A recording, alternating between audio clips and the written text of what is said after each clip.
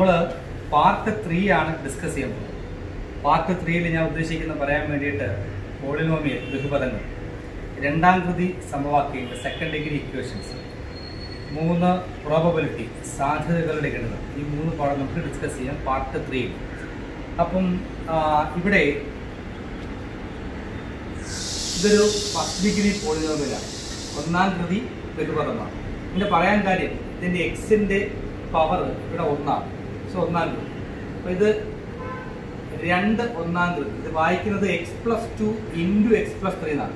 x+2 ഗുണം x+3, അത് 2 ഗുണിക്കാം. ഗുണിക്കുമ്പോഴത്തേക്ക് നമുക്ക് 3 2 6, 3 × x 3x, 2 × x 2x, x × x x². ഇത് ആഡ് ചെയ്യുമ്പോഴത്തേക്ക് നമുക്കൊരു സെക്കൻഡ് ഡിഗ്രി ബഹുപദം കിട്ടും. രണ്ടാം കൃതി ബഹുപദം, സെക്കൻഡ് ഡിഗ്രി പോളിനോമിയൽ. അതിനെ വീണ്ടും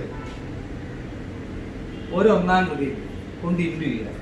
അതായത് x+2 × x+2 × x+3 × x+4, 3 ഒന്നാം കൃതി ഗുണിക്കുകയാണ്. അപ്പോൾ നമുക്ക് ഒരു മൂന്നാം കൃതി സമവാക്യമല്ല, മൂന്നാം കൃതി ബഹുപദം, ഒരു തേർഡ് ഡിഗ്രി പോളിനോമിയൽ കിട്ടും.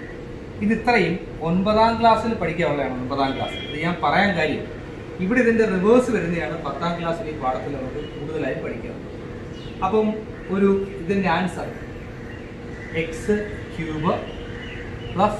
9x² + 26x + 24. അപ്പം ഈ പാഠത്തിലെ ഫസ്റ്റ് പോയിന്റിലേക്ക് പോവുക. ആദ്യം ഞാൻ പറഞ്ഞത് 9ാം ക്ലാസ്സിലെ കാര്യങ്ങളാണ്.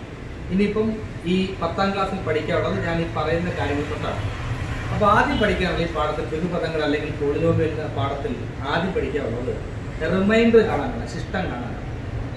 ഒരു എക്സാമ്പിൾ, ഒരു ചോദ്യം, p(x) = x³ + 9x² + 26x + 24.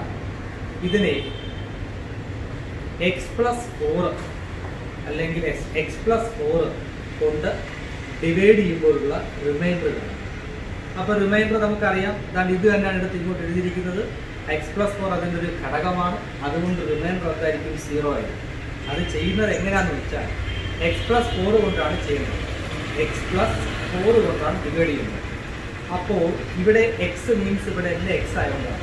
അപ്പോൾ എക്സിന് പകരം നമ്മൾ എന്ത് x+4-നകത്തൊക്കെയാണ് ചെയ്യേണ്ടതെങ്കിൽ x സമയം എത്ര? x+4. അപ്പോൾ x സമയം ഈ +4 അപ്പുറത്ത് പോകുമ്പോഴത്തേക്ക് -4. അപ്പോൾ എക്സിൻ്റെ വില -4. അപ്പോൾ എക്സിൻ്റെ വില എക്സിന് പകുതി -4. അപ്പോൾ -4-ൻ്റെ ക്യൂബ് + 9 × -4-ൻ്റെ സ്ക്വയർ + 26 × -4 + 24. ഇങ്ങനെയാണ് റിമൈൻഡർ കാണുന്നത്. ഇതാണ് ഇതിനകത്തെ ആദ്യത്തെ പോയിന്റ്. ഇനി ഈ പോയിന്റ് വെച്ച് തന്നെ 2 ചോദ്യങ്ങൾ ചോദിക്കും. അതിൻ്റെ രണ്ടാമത്തെ ചോദ്യം നമുക്ക് ഇവിടെ ഇപ്പോൾ 24 കിട്ടിയത്, ഞാൻ 26 ഇടുകയാണ്. അപ്പോൾ ഇവിടെ 2 അധികമായി. അപ്പോൾ അതിൻ്റെ അർത്ഥം എന്താണ്? റിമൈൻഡർ 2 വരുമെന്നാണ്. അപ്പോൾ നമുക്ക് p(x) = ഇന്നതാണ്. അതിനെ x+4 കൊണ്ട് ഡിവൈഡ് ചെയ്യുമ്പോഴുള്ള റിമൈൻഡർ ഞാൻ നേരത്തെ കാണിച്ചതുപോലെ p(x) എക്സിന് പകരം -4, എക്സിൻ്റെ വിലയായ -4 ഇടുക. എന്നിട്ട് ചെയ്യുമ്പോഴത്തേക്ക് റിമൈൻഡർ 2. 2 അധികമുള്ളത്, അതുകൊണ്ട് 2 അധികം. അപ്പോൾ ഇതാണ് രണ്ടാമത്തെ ചോദ്യം. റിമൈൻഡർ കാണുക, അല്ലെങ്കിൽ എങ്ങനെ ചോദിക്കാം? p(x) എന്ന പോളിനോമിയലിനെ x+4 കൊണ്ട് ഡിവൈഡ് ചെയ്യുമ്പോഴുള്ള റിമൈൻഡർ എത്ര? 2. അപ്പോൾ ഇത് വെച്ചുള്ള അടുത്ത ചോദ്യം, p(x)നെ p(x) ഇന്നതാണ്. x+4 ഈ p(x)ന്റെ ഒരു ഘടകമാകണമെങ്കിൽ, ഫാക്ടർ ആകണമെങ്കിൽ ഏത് സംഖ്യ ആഡ് ചെയ്യണം? ചോദ്യം ആവർത്തിക്കുക. ഇത് p(x), x+4 ഈ p(x)ന്റെ ഒരു ഫാക്ടർ ആകണമെങ്കിൽ, ഘടകമാകണമെങ്കിൽ ഏത് നമ്പർ ആഡ് ചെയ്യും? അപ്പോൾ നമ്മൾ നേരത്തെ കണ്ടതാണ്, റിമൈൻഡർ എത്ര വരും? 2. ആ 2 ഇവിടെ കൂടുതലായി. അവരെത്ര കൂട്ടണം എന്നാണ് ചോദിച്ചതെങ്കിലും ഇവിടെ ചെയ്തു വരുമ്പോൾ നമ്മൾക്ക് ഘടകമാകണമെങ്കിൽ ചെയ്യേണ്ടത് ഈ 2 കുറയ്ക്കുകയാണ്. 26-ന് 2 കുറച്ച് 24 ആക്കിയാണ്. അപ്പം ചോദ്യം ഏത് സംഖ്യ കൂട്ടണമെന്നാണ്, പക്ഷെ ആക്ച്വലി നമ്മളിവിടെ ചെയ്യേണ്ടത് കുറയ്ക്കണമെന്നാണ്. അപ്പോൾ അത് വേറെ എക്സാമ്പിളോട് വ്യക്തമാക്കാം. 10ന്റെ ഒരു ഫാക്ടർ ആകണം 3 എങ്കിൽ ഏത് നമ്പർ ആഡ് ചെയ്യണം? അപ്പോൾ നമ്മൾ എന്ത് ചെയ്യുന്നു? 10നെ 3 കൊണ്ട് ഭാഗിക്കുന്നു. 3 9, റിമൈൻഡർ 1. അപ്പോൾ ഈ 10ൽ നിന്ന് ഈ റിമൈൻഡറായ 1 കുറച്ചാൽ ആൻസർ 9. ഈ 9 3ന്റെ ഒരു അല്ലെങ്കിൽ 3 9ന്റെ ഘടകമാണ്. കാരണം 3 9, റിമൈൻഡർ 0. അപ്പോൾ റിമൈൻഡർ 0 വന്നാൽ ആണ് ഘടകമാവുന്നത് നമ്മൾ പഠിച്ചിട്ടുണ്ട്. അപ്പോൾ യഥാർത്ഥത്തിൽ ഈ 10ൽ നിന്ന് 1 കുറയ്ക്കുകയല്ലേ വേണ്ടത്? പക്ഷേ ഇവിടെ ചോദ്യം എന്താ? കൂട്ടണമെന്ന്. അപ്പം നമുക്ക് കുറയ്ക്കുകയും വേണം എങ്കിൽ കൂട്ടുന്നതായിട്ട് എഴുതുകയും വേണം. കുറയ്ക്കുകയും വേണം, കൂട്ടുന്നതായിട്ട് എഴുതുകയും വേണം. അപ്പം എന്താ ചെയ്യേണ്ടത്? 10 + 1. അപ്പം 10ൻ്റെ കൂടെ 1 കൂട്ടുന്നതായിട്ടായി ചിഹ്നം അങ്ങ് മാറ്റുക. റിമൈൻഡർ +1 കിട്ടിയെങ്കിൽ അത് -1 ആണ്. അപ്പം 10 + -1. അപ്പം എന്തർത്ഥം വരുന്നു? -1 കൂട്ടണം. അപ്പം ആൻസർ എന്ത് വരും? 9. ഇതാണ് രണ്ടാമത്തെ ചോദ്യം.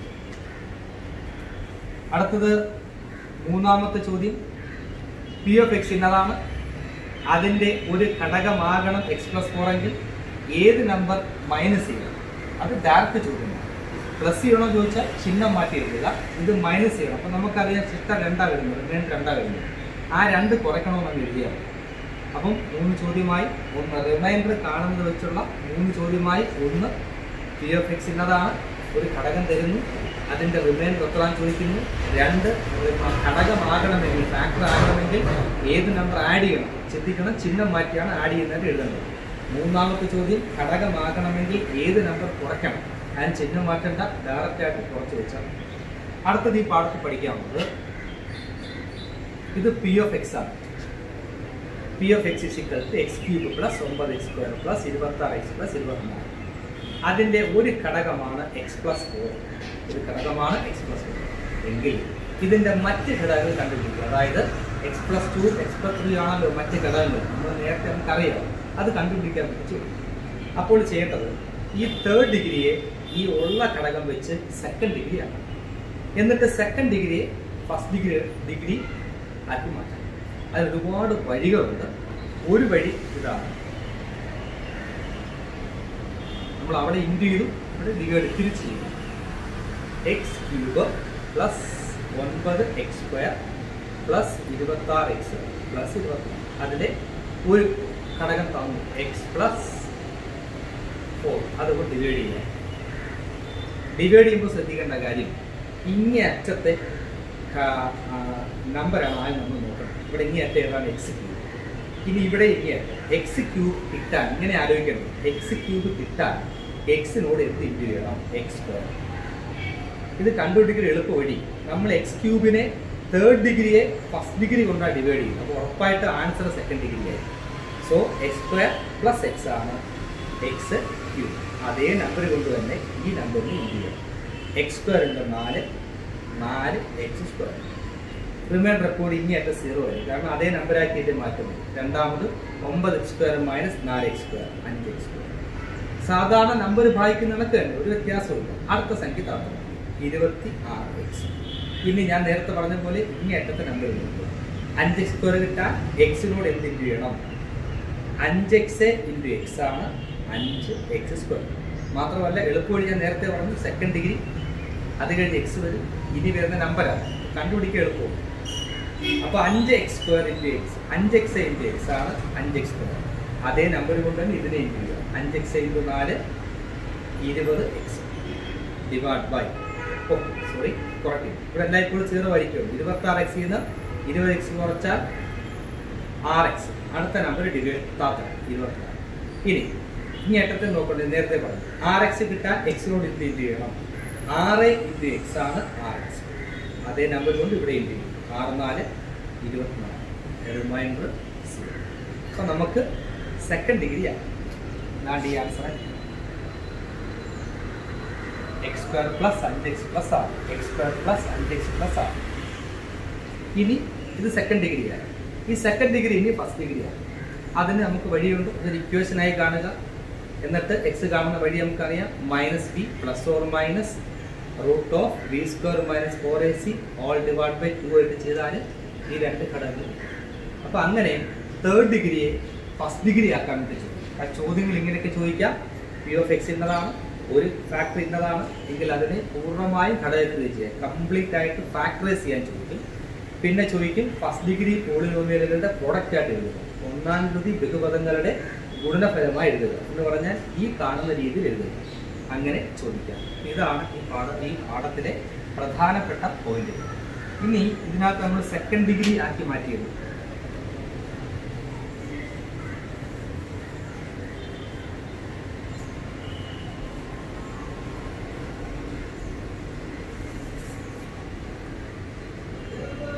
Second degree X square plus 5x plus 6 ഇരിക്കണം.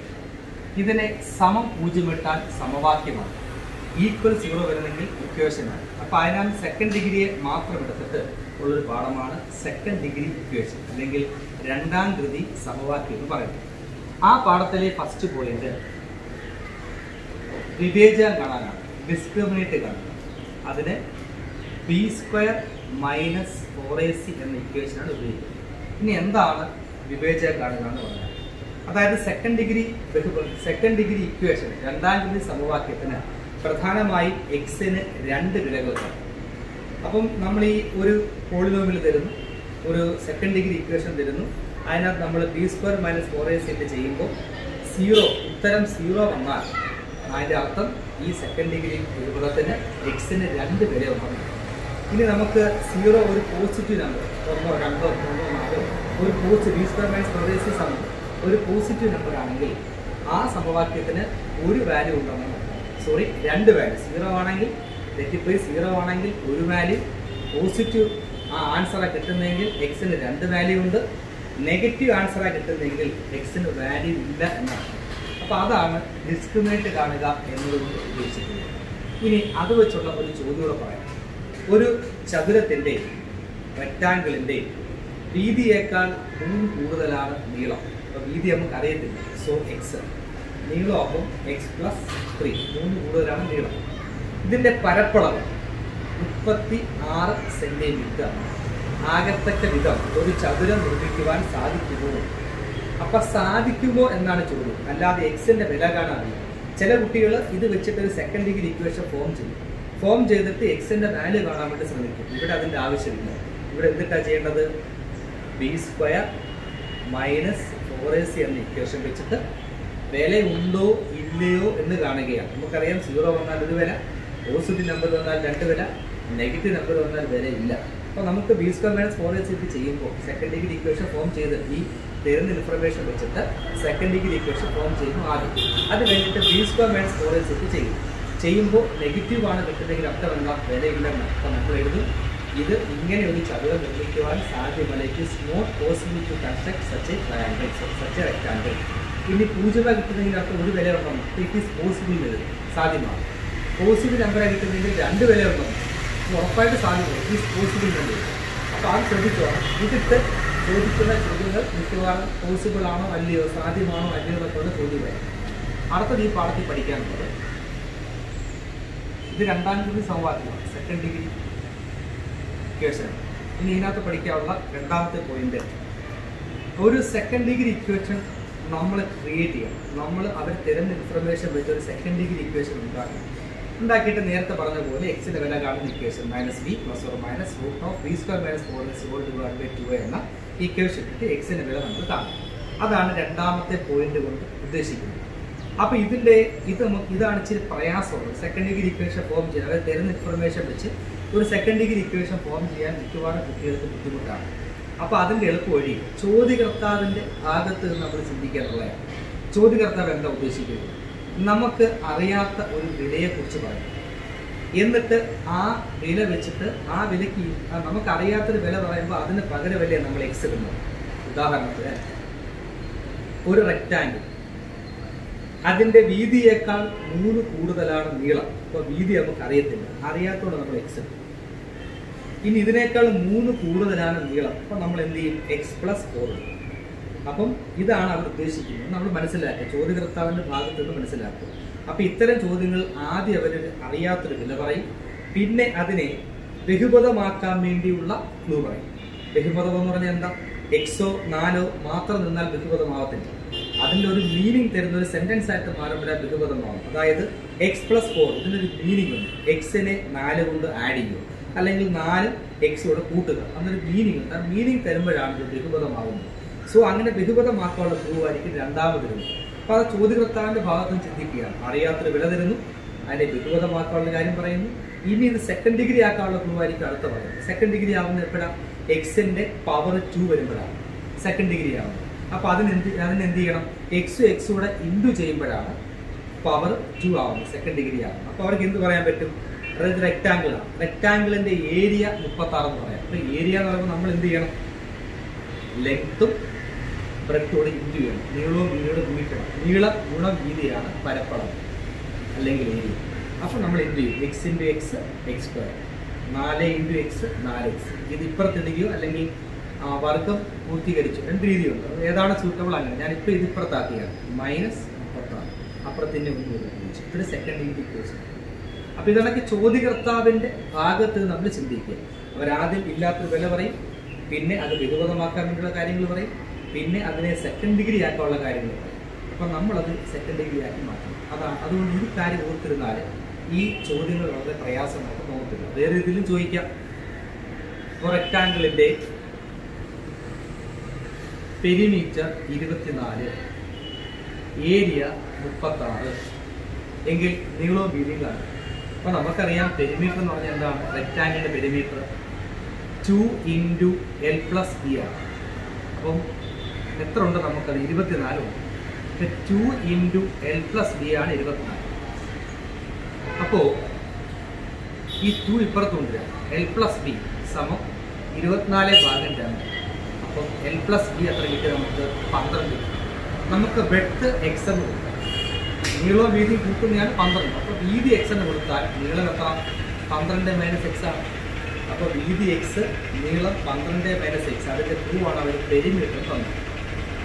എക്സ് അറിയാത്ത വിലയായി, അത് പോളിനോമിയലായി ബഹുപദമായി മാറും.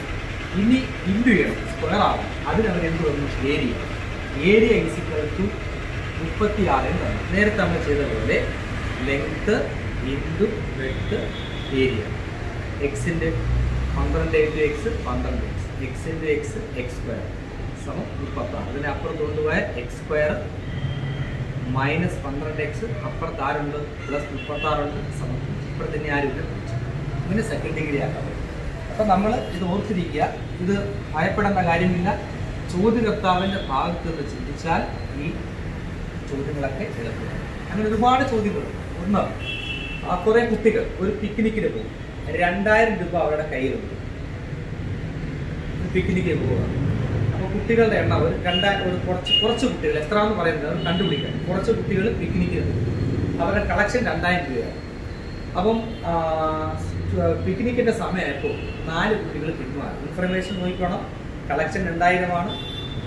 4 കുട്ടികൾ സമയമായപ്പോൾ പിന്മാറി. അപ്പോൾ പിന്മാറുമ്പോൾ എന്ത് പറ്റും? നാളോഹരി പൈസ കൂടും. കുട്ടികളുടെ എണ്ണം കുറയുമ്പോൾ ബാക്കിയുള്ള കുട്ടികളിൽ നിന്ന് അധിക പൈസയാവും, സ്വാഭാവികമാണ്. അപ്പോൾ അങ്ങനെ ഓരോരുത്തരുടെ കയ്യിൽ നിന്നും 100 രൂപ അധികമാണ്. ഇതാണ് ചോദ്യം. അല്ലെങ്കിൽ എത്ര കുട്ടികളുണ്ടെന്ന് കണ്ടുപിടിക്കണം. അപ്പം തുക ഡിവൈഡ് / കുട്ടികളുടെ എണ്ണമാണല്ലോ ആളോഹരി. അത് കണക്ക് 2000 സമയമായപ്പോൾ എത്ര കുട്ടികൾ പിന്മാറി? 4 കുട്ടികൾ പിന്മാറി. അപ്പോൾ ഇവിടെ ചിന്തിക്കേണ്ട കാര്യം, ഇത് ഓരോരുത്തർക്കുമായ പൈസയാണ്. ഇത് 4 പേര് പിന്മാറിയതിനു ശേഷം ഓരോ കുട്ടികൾക്കുമായ പൈസ. എവിടാണ് കൂടുതൽ? ഇവിടെ 4 കുട്ടികൾ പിന്മാറി. അപ്പം ഇവിടെ കുട്ടികളുടെ എണ്ണം കുറവാണ്.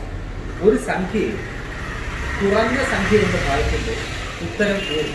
ഉദാഹരണത്തിന് ഒരു മിഠായി അല്ലെങ്കിൽ 10നെ 5 ഭാഗിക്കുന്നു. ഉത്തരം എത്രയാണ്? 2. ഇതേ 10നെ ഒരു 4 ഭാഗിക്കും. അപ്പോൾ എത്ര കിട്ടും? 2.5 കിട്ടും. അപ്പോൾ കുറഞ്ഞ സംഖ്യ കൊണ്ട് ഭാഗിക്കുമ്പോഴാണ് ഉത്തരം കൂടുന്നത്.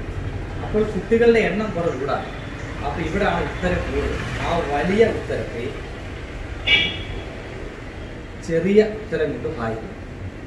അതായത് കുട്ടികളുടെ എണ്ണം കുറവാണ്. അപ്പോൾ ആളോഹരി എത്ര രൂപയാണ്? ഇവിടെ നേരത്തെ ഉണ്ടായിരുന്ന എണ്ണം, കുട്ടികളുടെ എണ്ണം കുറയുന്ന 30. അപ്പോൾ കൂടി നിൽക്കുന്നത് ഇവിടെയാണ്. അപ്പോൾ കൂടി നിൽക്കുന്ന എമൗണ്ടിൽ നിന്ന് കുറഞ്ഞ എമൗണ്ട് കുറയ്ക്കും. അപ്പോൾ അവർ പറഞ്ഞു 100 രൂപ അധികമായി, ഓരോ കുട്ടികൾക്കും 100 രൂപ അധികമായി. ഇത് ഇങ്ങനെ ചെയ്യാം. അല്ലെങ്കിൽ എളുപ്പ വഴി 2000 ഭാഗം എക്സ് സമം ഒന്നെടുക്കും. അപ്പുറത്ത് 2000 ഭാഗം എക്സ് എത്ര കുട്ടികൾ കുറഞ്ഞു? 4 കുട്ടികൾ കുറഞ്ഞു. അപ്പോൾ അധികമായി എത്ര രൂപയാണ്? 100. അപ്പോൾ ഇതിങ്ങനെ എഴുതുക. 2000 ഭാഗം എക്സ് സമം 2000 ഭാഗം എക്സ് മൈനസ് 4. ഇനി ഇവിടെ ഒരു ചിഹ്നം ഇടണമല്ലോ. ഇവിടെ മൈനസ് ആയിരുന്നു, ഇവിടെ മൈനസ്. അങ്ങനെ 2 വഴിയിൽ എഴുതാം. ഇത് ചിന്തിക്കാൻ പ്രയാസമുള്ളവർക്ക് ഈ രീതിയിൽ എഴുതാം. 2 രീതിയിൽ ചെയ്താലും ഉത്തരം ഒന്നുമില്ല. അപ്പം അത്തരത്തിൽ ചോദ്യങ്ങൾ ചോദിക്കാം. ഇതേ പാറ്റേൺ വെച്ചിട്ട് വേറൊരു ചോദ്യം. എറണാകുളത്തും ഇവിടെ വരെ 170 കിലോമീറ്റർ ആണ്. ഒരാൾ കാറിൽ വന്നു, വേഗതയാണ് ദൂരം. അടുത്തത് ഇതേ കിലോമീറ്റർ വേറൊരാൾ ഇത് ബൈക്കിൽ വന്നു. ആദ്യത്തെ ആൾ ബൈക്കിൽ വരുന്നു, രണ്ടാമത്തെ ആൾ കാറിൽ വരും. അപ്പോൾ കാറിന് വേഗത കൂടുതലാണ്, 20 കിലോമീറ്റർ വേഗത കൂടുതലാണ്. അപ്പോൾ സംഭവിക്കുന്നത് എന്താ? 2 മണിക്കൂർ നേരത്തെ, കൂടുതൽ വേഗത വന്ന നേരത്തെ. അപ്പോൾ ഇത് മാതിരി ഇതും എഴുതാം. ഇതൊരു ക്വാണ്ടിറ്റി ഉണ്ട് 170. എക്സിന് ഒരു മാറ്റം സംഭവിക്കുന്നു, 20 കിലോമീറ്റർ കൂടി വേഗത. അപ്പോൾ റിസൾട്ട് ഉണ്ട്, റിസൾട്ട് എത്രയാണ്? 2. അപ്പോൾ ഒരു ക്വാണ്ടിറ്റി, എക്സിന് വരുന്ന മാറ്റം, ഒരു റിസൾട്ട്. 3 ഭാഗമുണ്ട് ഇത്തരം ചോദ്യങ്ങൾ. ഞാൻ തൊട്ട് മുമ്പ് പറഞ്ഞ ചോദ്യം ഇതേ ചോദ്യം, ഒരേ പാറ്റേൺ ആണ്. ഒരു ക്വാണ്ടിറ്റി പറയും, നേരത്തെ അവിടെ പറഞ്ഞ 2000 ആണ്. ഇനി എക്സിന് വരുന്ന മാറ്റം പറഞ്ഞു. നേരത്തെ 4 കുട്ടികൾ കുറഞ്ഞു എന്ന് പറഞ്ഞു, ഇവിടെ 20 കിലോമീറ്റർ വേഗത കൂടുതലാണെന്ന് പറഞ്ഞു. ഇനി റിസൾട്ട്, നേരത്തെ 100 രൂപ അധികമായി, ഇവിടെ 2 മണിക്കൂർ നേരത്തെ. അപ്പോൾ 170 ഭാഗം എക്സ്, 170 ഭാഗം എക്സ് പ്ലസ് 20. 2 രീതിയിൽ ഇടുന്ന കാണിക്കുകയാണ്. അപ്പോൾ എവിടെയാണ് കൂടുതൽ? ഇവിടെ കൂടുതൽ, സംഖ്യ കൂടുതലായി. ഇപ്പോൾ കൂടിയ നമ്പർ കൊണ്ട് ഭാഗിച്ചു, ഉത്തരം കുറയും. ഇവിടെ കുറഞ്ഞ നമ്പർ കൊണ്ട് ഭാഗിച്ചു, അപ്പോൾ ഉത്തരം കൂടും. അപ്പോൾ ഇവിടെ മൈനസ് ഇടുക, സമരം അങ്ങനെ ചെയ്യാം. ഇല്ലെങ്കിൽ ഞാൻ നേരത്തെ പറഞ്ഞ പോലെ 170 ഭാഗം എക്സ് സമം ഇടുക. 170 ഭാഗം എക്സ് പ്ലസ് 20. റിസൾട്ട് എന്താ? 2 മണിക്കൂർ എന്നുള്ളതാണ്. അപ്പോൾ ഇവിടെ പ്ലസ് ആയി, ഇവിടെ മൈനസ്. താഴത്തെ ചിഹ്നം ഇട്ടാകുന്നു. അപ്പോൾ ഉത്തരം നേരത്തെ ചെയ്യുന്നതൊക്കെ ഉത്തരം. അപ്പോൾ ഇത്തരത്തിലുള്ള ചോദ്യങ്ങൾ ചോദിക്കാം. അടുത്തത് ഒരു ടാങ്കിനകത്ത് നിറയെ വെള്ളമുണ്ട്.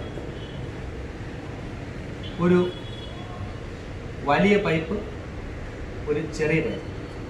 അപ്പം ചെറിയ പൈപ്പിന് ടാങ്ക് കാലിയാക്കാൻ വലിയ പൈപ്പിനേക്കാൾ 10 മിനിറ്റ് കൂടുതൽ വേണം. സ്വാഭാവികമാണ്. വലിയ പൈപ്പിൽ കൂടി ഒത്തിരി വെള്ളം, ചെറിയ പൈപ്പിൽ കൂടി കുറച്ച് വെള്ളം. അപ്പം ചെറിയ പൈപ്പിന് ഈ ടാങ്ക് കാലിയാക്കാൻ, വലിയ പൈപ്പിന് ഈ ടാങ്ക് കാലിയാക്കാൻ എത്ര സമയം വേണം? അതിനേക്കാൾ 10 മിനിറ്റ് കൂടുതൽ വേണം. അപ്പം ഈ ടാങ്ക് കാലിയാക്കുന്നതിനെ ഒരു ജോലിയായി കാണും. അപ്പോൾ 1 ഭാഗം എക്സ് സമം 1 ഭാഗം ചെറിയ പൈപ്പിന് 10 മിനിറ്റ് കൂടുതൽ വേണം. ഇനി അടുത്തത്, ഈ 2 പൈപ്പും കൂടി ഒരുമിച്ച് തുറന്ന് വിട്ടാൽ 5 മിനിറ്റ് കൊണ്ട് ടാങ്ക് കാലിയാകും. 2 പൈപ്പും കൂടി ഒരുമിച്ച് തുറന്ന് വിട്ടാൽ 5 മിനിറ്റ് കൊണ്ട് ടാങ്ക് കാലിയാകും. എങ്കിൽ ഓരോ പൈപ്പിനും വേണ്ട സമയം ഇവിടെ പറയാം. ചെറിയ പൈപ്പിന് ടാങ്ക് കാലിയാക്കാൻ വലിയ പൈപ്പിനേക്കാൾ 10 മിനിറ്റ് കൂടുതൽ വേണം. 2 പൈപ്പ് കൂടി ഒരുമിച്ച് തുറന്നു വിട്ടാൽ 5 മിനിറ്റ് കൊണ്ട് ടാങ്ക് കാലിയാകും. എങ്കിൽ ഓരോ പൈപ്പിനും വേണ്ട സമയം. അപ്പം 2 പൈപ്പും കൂടി ചേർന്ന് തുറന്നു വിട്ടാൽ പ്ലസ് ടാങ്ക് കാലിയാവാൻ 5 മിനിറ്റ് വേണം. അവിടെ 1/5. അപ്പോൾ ഒന്നെന്ന് കാണുന്ന ഒരു ജോലിയായിട്ട് കാണുന്നു. അപ്പം ഈ രീതിയിൽ ഒരു കണക്കുണ്ട്. ഇനി ഇതിനെ സെക്കൻഡ് ഡിഗ്രി ഇക്വേഷനാക്കി മാറ്റണം. അത് ഞാൻ ക്ലാസ് ഒരുപാട് ഡിസ്കസ് ചെയ്തതാണ്. അതുകൊണ്ടാണ് അതിൻ്റെ കണക്കുകൾ ചെയ്യാത്തത്. ഇത് ഇൻഫർമേഷൻ വെച്ച് സെക്കൻഡ് ഡിഗ്രി ആക്കി മാറ്റാൻ സിംപ്ലിഫൈ ചെയ്താണ്. ഇനി ഇതേ കണക്ക് തന്നെ ടാങ്ക് കാലിയാണ്.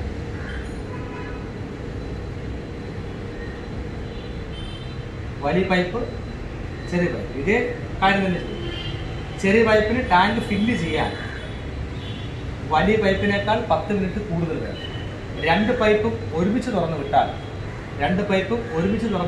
5 മിനിറ്റ് കൊണ്ട് ടാങ്ക് ഫില്ലാവും. എങ്കിൽ ഓരോ പൈപ്പിൽ വേണ്ട സമയം ഇതുപോലെ തന്നെയാണ് ചെയ്യുന്നത്. നേരത്തെ 2 പൈപ്പോടെ ചേർന്ന് ടാങ്ക് കാലിയാക്കി, ഇപ്പോൾ 2 പൈപ്പോടെ ചേർന്ന് ടാങ്ക് ഫില്ല് ചെയ്യും. അത്രയുള്ള വ്യത്യാസം. ചെയ്യുന്നത് ഇത് കണക്ക് തന്നെയാണ് ചെയ്യുന്നത്. ഇനി ഒരു പൈപ്പ് ടാങ്ക് ഫില്ല് ചെയ്യുന്നു, രണ്ടാമത്തെ പൈപ്പ് ടാങ്ക് കാലിയാണ്. അപ്പോൾ വ്യത്യാസം ഇവിടെ മൈനസ് ഇട്ടാൽ മതി. കാരണം രണ്ട് പൈപ്പും ചെയ്യുന്നത് രണ്ട് ജോലിയാണ്. ആദ്യ ടാങ്ക് രണ്ട് പൈപ്പ് നിറച്ചു, രണ്ട് പൈപ്പ് ഒരേ ജോലി ചെയ്യും. അടുത്ത രണ്ട് ടാപ്പും ടാങ്ക് കാലിയാക്കും, അപ്പോഴും ഒരേ ജോലിയെ ചെയ്യും. ഇവിടെ ഒരു ടാപ്പ് ചെയ്യുന്ന ജോലിയല്ല രണ്ടാമത്തെ ടാപ്പ് ചെയ്യുന്നു. ഒരു ടാപ്പ് ടാങ്ക് ഫില്ല് ചെയ്യുന്നു, രണ്ടാമത്തെ ടാപ്പ് ടാങ്ക് കാലിയാക്കുക. അപ്പോൾ വ്യത്യസ്തമായ ജോലി ചെയ്യുന്നതുകൊണ്ടാണ് മൈനസ്. ഇനി ഇതേ ചോദ്യം ചോദിക്കാം, ഒരാൾക്ക് ഒരു ജോലി ചെയ്യാൻ എത്ര ദിവസം വേണമോ അതിനേക്കാൾ 5 ദിവസം അല്ലെങ്കിൽ 10 ദിവസം കൂടുതൽ വേണം രണ്ടാമതൊരാൾക്ക് അതേ ജോലി ചെയ്യാൻ. രണ്ടുപേരും കൂടി ഈ ജോലി 5 ദിവസം കൊണ്ട് ചെയ്യുമെങ്കിൽ ഓരോരുത്തർക്കും ഈ ജോലി കൊടുക്കാൻ വേണ്ട ദിവസം എത്രയാണ് അല്ലെങ്കിൽ എത്ര സമയം, അത് ഈ രീതി തന്നെയാണ് ചെയ്യുന്നത്. ഞാൻ എക്സാമ്പിളൊക്കെ പറയാൻ കാര്യം, ഈ ഇൻഫർമേഷൻ വെച്ച് നമ്മൾ സെക്കൻഡ് ഡിഗ്രി ഇക്വേഷൻ ഫോം ചെയ്യണം. ഫോം ചെയ്തിട്ട് എക്സിന്റെ വില കാണും, equation -b + or - (b²-4ac) all divided by 2 and equation ഉപയോഗിച്ച് വേണം നമ്മൾ എക്സിന്റെ വില കാണാൻ. പറയാനാണെങ്കിൽ ഒരുപാട് കണക്കുണ്ട്. ഞാൻ പോയിന്റ് മാത്രം പറയാൻ ഉദ്ദേശിച്ചത്, പോയിന്റ് വളരെ കുറവായത് കൊണ്ടാണ് 1-2 കണക്കൂടെ പറയുന്നത്. ഒരുപാട് കണക്കുണ്ട്. ഹസ്തദാനത്തിന്റെ കണക്ക്. ഒരു ഹോളിൽ കുറേ ആൾക്കാരുണ്ട്, കുറേ ആൾക്കാരെന്ന് പറയും. അത് ഞാൻ നേരത്തെ പറഞ്ഞ പോലെ അറിയാത്തൊരു വില പറയാനാണ്. കുറേ ആൾക്കാരുടെ എണ്ണം അറിയാത്തതുകൊണ്ട് എക്സ്. അവർ അങ്ങോട്ടും ഇങ്ങോട്ടും ഹസ്തദാനം ചെയ്യുകയാണ്. അപ്പോൾ ആകെ ഹസ്തദാനങ്ങളുടെ എണ്ണം 100 ഒരു കണ്ടീഷനുണ്ട്, ഒരാൾക്ക് ഒരു സമയത്ത് ഒരാൾക്ക് മാത്രമേ ഷേക്ക് ഹാൻഡ് കഴിയൂ. അപ്പോൾ അങ്ങനെ ആകെ ഷേക്ക് ഹാൻഡുകളുടെ എണ്ണം 100 എങ്കിൽ അവിടെ എത്ര പേരുണ്ടാകും? അപ്പോൾ നമുക്കൊരു ഇക്വേഷൻ അറിയാം, n × n+1 / 2. ഇത് നാച്ചുറൽ നമ്പേഴ്സിൻ്റെ സംഭവമാണ് ഇക്വേഷനാണ്. അതിനകത്തുനിന്ന് ചെറിയൊരു മാറ്റം വരുത്തുക, n × n-1 / 2 = 100. ഇതിനെ സെക്കൻഡ് ഡിഗ്രി ഇക്വേഷനാക്കി മാറ്റി എക്സിൻ്റെ വില. അങ്ങനെ ഒരുപാട് കണക്കുകളുണ്ട്. ഇതാണ് ഈ രണ്ട് പാഠത്തിലുള്ള പ്രധാനപ്പെട്ട പോയിന്റ്. കണക്കുകൾ ഒരുപാടുണ്ട്, ഞാൻ പോയിന്റുകൾ മാത്രമേ പറയുന്നത്. ആ പോയിന്റുകൾ ശ്രദ്ധിച്ച് അത് വെച്ചുള്ള കണക്കുകൾ ചെയ്യുക. അടുത്ത നമ്മൾ ഡിസ്കസ് ചെയ്യുന്ന പാഠം വെച്ചാൽ പ്രോബബിലിറ്റി. പ്രോബബിലിറ്റി മീൻസ് സാധ്യതകളുടെ ഗണിതം. അപ്പോൾ സാധ്യതകളുടെ ഗണിതത്തിനകത്ത് 2 പോയിന്റുകൾ, 1 at a time, 2 at a time. ഇത് രണ്ടും ഒരു എക്സാമ്പിളോട് വ്യക്തമാണ്. അപ്പോൾ ആദ്യം 2 at a time നോക്കാം.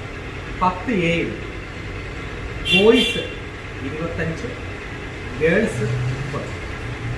10B ബോയ്സ് 20, ഗേൾസ് 30 അല്ലെങ്കിൽ 40. ചോദ്യം, 2 ക്ലാസ്സിൽ നിന്നും ഓരോ കുട്ടികളെ വീതം തിരഞ്ഞെടുക്കും. 2 ക്ലാസ്സിൽ നിന്നും ഓരോ കുട്ടികളെ വീതം തിരഞ്ഞെടുക്കും. തിരഞ്ഞെടുക്കുന്ന 2 കുട്ടികളും രണ്ടും ബോയ് ആവാനുള്ള പ്രോബബിലിറ്റി. തിരഞ്ഞെടുക്കുന്ന 2 കുട്ടികളിൽ രണ്ടും ഗേൾ ആവാനുള്ള പ്രോബബിലിറ്റി. മൂന്നാമത്തെ ചോദ്യം, തിരഞ്ഞെടുക്കുന്ന 2 കുട്ടികളിൽ ഒരു ബോയും ഒരു ഗേളും ആവാനുള്ള പ്രോബബിലിറ്റി. അടുത്ത ചോദ്യം, ഒന്നെങ്കിലും ഗേൾ ആവാനുള്ള പ്രോബബിലിറ്റി എത്ര?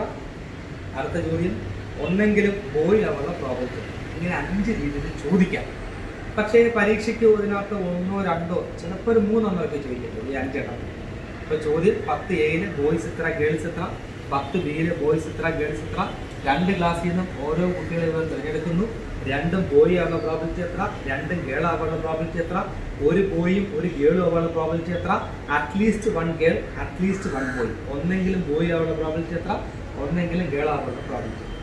അപ്പോൾ ഇത്തരം ചോദ്യം വന്നാൽ നമ്മൾ ആദ്യം ചെയ്യേണ്ടത് ടോട്ടൽ എഴുതുക. 10A ആകെ 55, 10B 60. ഇതാണ് ടോട്ടൽ. ഇനി ചെയ്യേണ്ടത് സെറ്റ് എഴുതുക എന്നുള്ളതാണ്. എങ്ങനെയാണ് സെറ്റ് എഴുതുന്നത്? ആദ്യം ഇത് വെച്ച് എഴുതുക. Boy 25 into boy 20, boy 25 into girl 40. അടുത്ത ഇത് വെച്ച് girl 30 into boy 20, girl 30 into girl 40. ഇങ്ങനെ 4 സെറ്റ് എഴുതുക. ഈ ചോദ്യത്തിൻ്റെ എല്ലാ ആൻസറും ഇതിനോട് നോക്കാം. 2 ബോയ് ആണ് പ്രോബബിലിറ്റി. ആദ്യം നമ്മൾ ടോട്ടൽ എഴുതുക. ഇതാണ് total probability. 55 into 60, 55 into 60. Total probability താഴെ ഡിനോമിനേറ്റർ എഴുതും. ഏത് ചോദിച്ചാലും ടോട്ടൽ പ്രോബബിലിറ്റി താഴെ എഴുതും. ഇത് ഇൻറ്റു ഇത് എഴുതുന്നത് 55 ഇൻറ്റു 60. ഞാൻ ഇൻറ്റു ചെയ്തിട്ടില്ല, ഇൻറ്റു ഇത് എഴുതണം. ഇനി 2 ബോയ്, ഇതാ നോക്കി, 2 ബോയ് എവിടെ? ആദ്യത്തെ ബോയ് 25 ഇൻറ്റു 2 ഗേൾ, ഇവിടെ 2 girl boy boy boy girl girl boy girl girl. Total probability നേരത്തെ പറഞ്ഞു, മറക്കരുത്, താഴെ എഴുതണം. 2 ഗേൾ 30 × 40. ഇതിൻ്റെ ആൻസറാണ്. ഒരു ബോയ് ഒരു ഗേൾ. എവിടെയൊക്കെയാണ് ഒരു ബോയ് ഒരു ഗേൾ? എന്താണ്? ബോയ് ഗേള് ഗേള് ഈ രണ്ടെണ്ണത്തിനകത്താണ്. അപ്പോൾ ടോട്ടൽ പ്രോബിലിറ്റി താഴെ എഴുതുന്നു.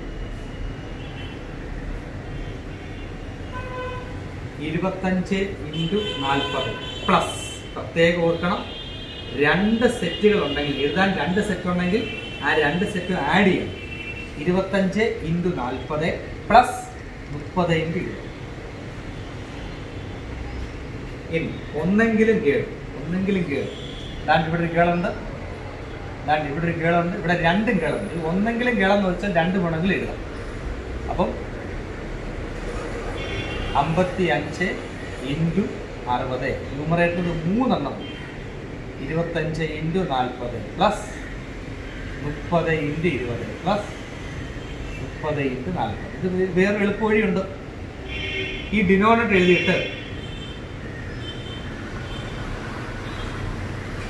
മേളിലും അത് തന്നെ ആവർത്തിക്കുന്നു. 55 × 60. അപ്പം മേളത്ത് തന്നെ താഴെ മേളിൽ ഒരേ സംഖ്യ എഴുതി. ഇതിനകത്ത് നിന്ന് ഇല്ലാത്ത ഒരെണ്ണം മാത്രം കുറച്ചാലും മതി. ഒന്നെങ്കിലും ഗേളെന്നാണ് ചോദ്യം. ഒന്നെങ്കിലും ഗേൾ. അപ്പം ഒന്നും ഗേളല്ലാത്ത ഇതാണ്, അതങ്ങ് കുറച്ചാലും മതി. 25 × 20. ഏതാണ് എളുപ്പം അങ്ങനെ എഴുതുക. ഇനി ഒന്നെങ്കിലും ബോയ്, അതിന് ബോയ് ഉള്ള അല്ലേ എഴുതുക. കാരണം ഇത് എഴുതുക, ഇത് എഴുതുക, ഇത് എഴുതുക. ഇവിടെ ഒരു ബോയ് പോലും ഇല്ല, അത് എഴുതണ്ട. അപ്പം അങ്ങനെയാണ് ഇത് ചെയ്യുന്നത്. ഇത് തന്നെ വേറെ രീതിയിൽ ചോദിക്കാം. ഒരു ബോക്സ് 25 ആപ്പിള് 30 ഓറഞ്ച്. അടുത്ത ബോക്സിൽ 20 ആപ്പിള് 20 ആപ്പിള് 40 ഓറഞ്ച്. 2 ബോക്സിൽ നിന്ന് ഓരോ പഴങ്ങൾ എടുക്കുന്നു. 2 ഓറഞ്ച് ആവുള്ള പ്രോബിലിറ്റി എത്ര? 2 ആപ്പിൾ ആവുള്ള പ്രോബിലിറ്റി എത്ര? 1 ആപ്പിൾ 1 ഓറഞ്ച് ആവുള്ള പ്രോബിലിറ്റി എത്ര? ഒന്നെങ്കിലും ഓറഞ്ച് ആവുള്ള പ്രോബിലിറ്റി എത്ര?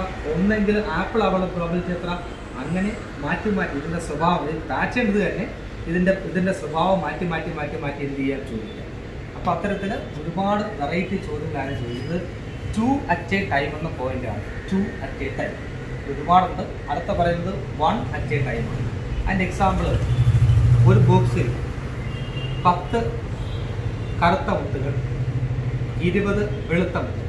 വൈറ്റ് പേൾസ് 10 എണ്ണം, ബ്ലാക്ക് പേൾസ് 10 എണ്ണം, വൈറ്റ് പേൾസ് 20. അപ്പോൾ ആകെ എത്ര ഉണ്ട്? 30 ആണ്.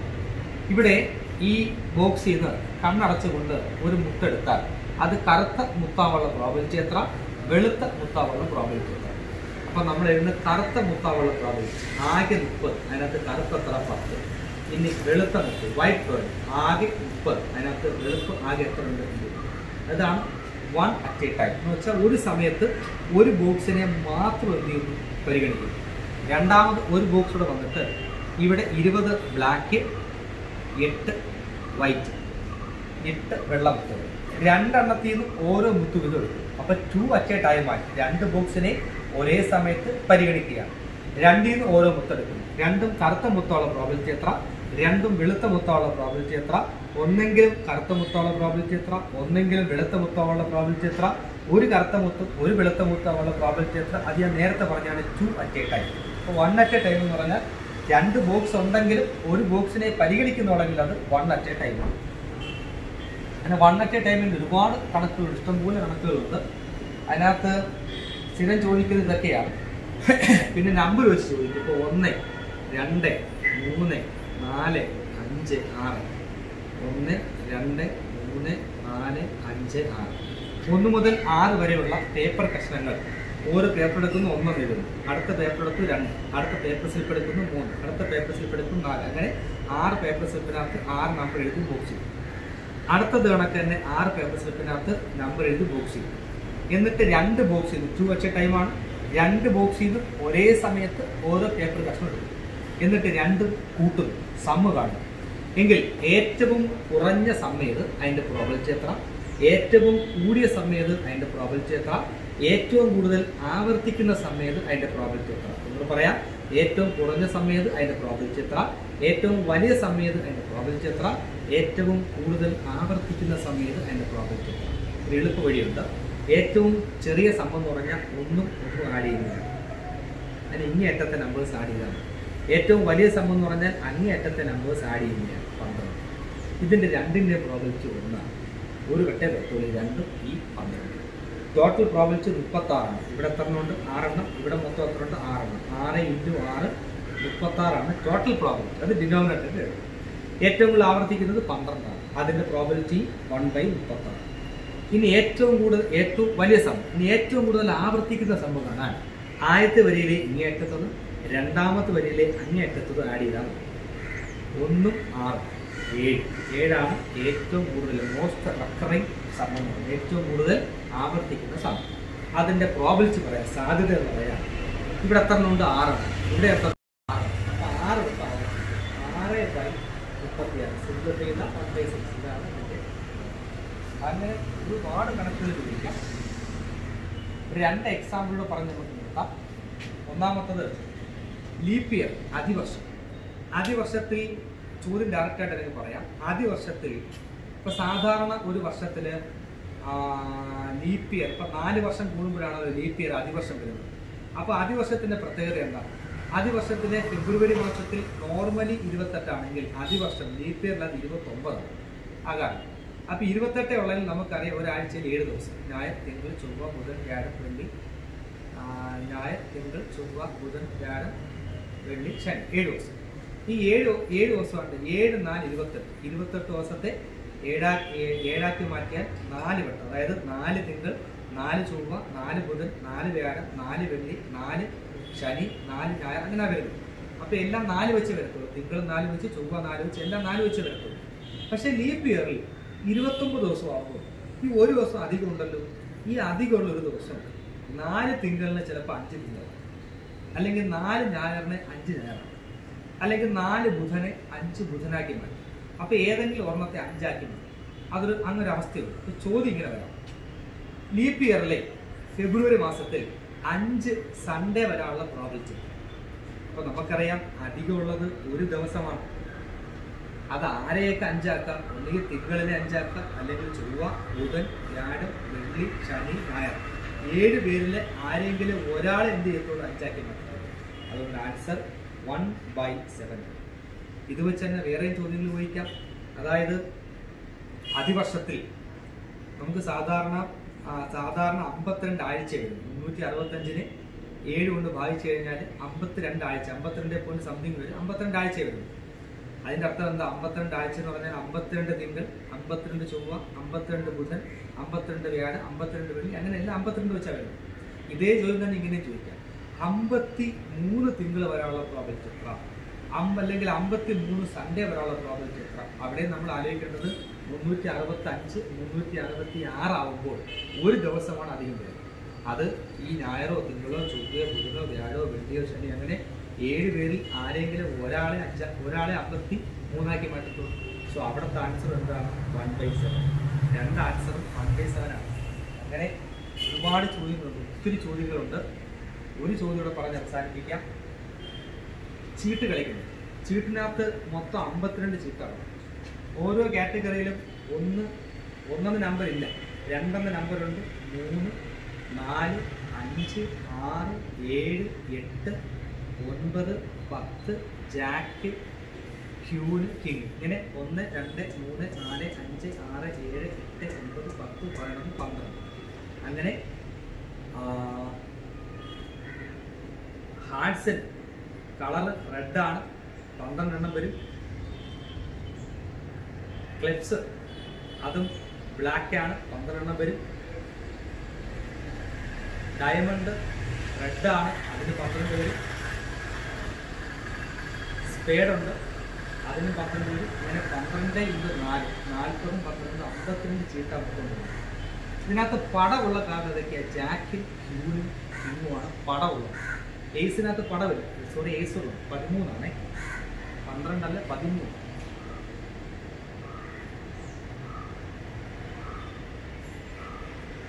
×4 അപ്പം 40, 13, 12, 52. അപ്പം ഈ പടമുള്ള കാർഡ് ഇതൊക്കെയാണ്. അതിനകത്ത് ജാക്കി, ക്യൂനി, കിങ്ങുമാണ്. ഇതാണ് നമ്പറുള്ള കാർഡ്സ്. കേസ് പടമല്ല, പടമില്ലാത്ത കാർഡ്. അപ്പം ഇതിനകത്ത് 2 സെറ്റ് ബ്ലാക്കാണ്, 13. ഇത് റെഡ്, ഹാർട്ട് റെഡാണ്, ഡയമണ്ട് റെഡാണ്. ഇത് രണ്ട് റെഡാണ്. ക്ലബ്സും സ്പേഡും ബ്ലാക്കാണ്. അപ്പം റെഡ് 13, 13, 26 കാർഡുണ്ട്. ബ്ലാക്കും 13, 13, 26 കാർഡുണ്ട്. മൊത്തം അങ്ങനെ 52 കാർഡാണ്. ഇതിനകത്ത് ചോദ്യങ്ങൾ ചോദിക്കുന്നത് ഇങ്ങനെയാണ്. From A well shuffled deck of cards, drawing one card, what's the probability to get that card be അല്ലെങ്കിൽ what's the probability to get a red king? അപ്പോൾ ഒന്നുകൂടെ ചോദ്യം ആവർത്തിക്കാം. From A well shuffled deck of cards, drawing one card, what's the probability to get a red king? നമ്മൾ നല്ലവണ്ണം കഷക്കിയ ഒരു കുത്ത് ചീട്ടിൽ നിന്നും ഒരു ചീട്ട് കാണാതെ എടുത്താൽ ആ ചീട്ട് ചുവന്ന കിങ്, രാജാവാകാനുള്ള പ്രോബിലിറ്റി എത്ര? അപ്പം നമ്മൾ നോക്കുമ്പോൾ ആകെ ടോട്ടൽ പ്രോബിലിറ്റി 52. അതിനകത്ത് ചുമന്ന രാജാവ്, ഇപ്പം ചുവന്ന കളർ ചീട്ടെത്തുന്നുണ്ട് 13, 13, 26. അതിനകത്ത് രാജാവിൻ്റെ പടമുള്ളത് ഡയമണ്ടിൽ ഒരു രാജാവുണ്ട്, അത് തന്നെ ഹാർട്ടിലൊരു രാജാവുണ്ട്. രണ്ട് റെഡാണ്. അപ്പോൾ അതിൻ്റെ ആൻസർ 2/52 എന്നാണ്. അല്ലെങ്കിൽ ഇങ്ങനെ എടുക്കാം, നല്ലോണം കഷക്കി ഒരു ചീട്ടിൽ നിന്നും ഒരു ചീട്ടെടുക്കും, അത് ചുവന്ന കാർഡാവാനുള്ള പ്രോബിലിറ്റി. അപ്പോൾ ആകെ ചീട്ട് 52ആണ്.